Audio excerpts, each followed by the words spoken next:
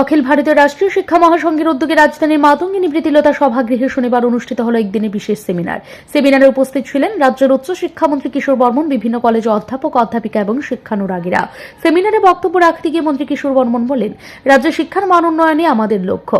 2020 সালের 29 জুলাই কেন্দ্রীয় সরকার যে জাতীয় শিক্ষানীতি গ্রহণ করেছে তা অনুসরণ করে সারা দেশে ও রাজ্যে কাজ চলছে। গত 5 বছরে দেশজুড়ে বিশ্ববিদ্যালয়, আইআইটি, আইআইএম, এনআইটির সংখ্যা বেড়েছে। তিনি জানান, ত্রিপুরাতেও শিক্ষাক্ষেত্রে অভাবনীয় অগ্রগতি হয়েছে। দীর্ঘদিন রাজ্যে একটি মাত্র বিশ্ববিদ্যালয় ছিল, ত্রিপুরা সেন্ট্রাল ইউনিভার্সিটি, কিন্তু বিজেপি সরকার ক্ষমতায় আসার পর স্থাপিত হয়েছে এমবিবি বিশ্ববিদ্যালয় এবং বিভিন্ন অঞ্চলে নতুন কলেজও খোলা হয়েছে। মন্ত্রী আরও বলেন, আমি উচ্চ শিক্ষা দপ্তরে দায়িত্ব পেয়ে এই দপ্তরকে নতুনভাবে গড়ে তুলতে চাইছি। এটি বিশ্ববিদ্যালয়, কলেজ, শিক্ষক এবং ছাত্রছাত্রীদের সম্মিলিত সহযোগিতা একান্ত প্রয়োজন।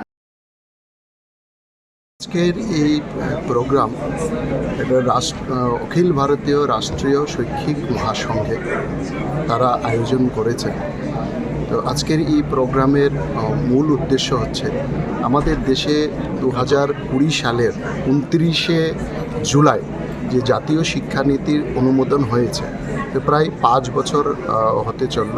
এই 5 বছরে আমাদের জাতীয় শিক্ষানীতির যে টার্মস অ্যান্ড কন্ডিশনগুলো রাখা হয়েছে সেগুলো কতটা বাস্তবায়িত হয়েছে সেটার অনুবর্তন এই সংগঠন করছেন। আমি প্রথমেই এই সংগঠনকে এত বড় একটা মহতী উদ্যোগ নেওয়ার জন্য আমি অনেক ধন্যবাদ জানাচ্ছি, তাদেরকে শুভেচ্ছা জানাচ্ছি, তাদেরকে অভিনন্দন জানাচ্ছি।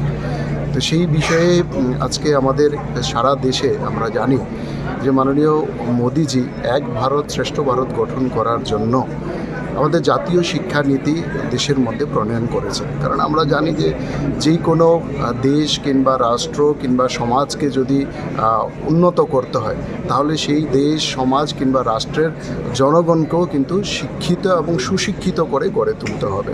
আর তার জন্যই এই প্রচেষ্টা, এই জাতীয় শিক্ষানীতি।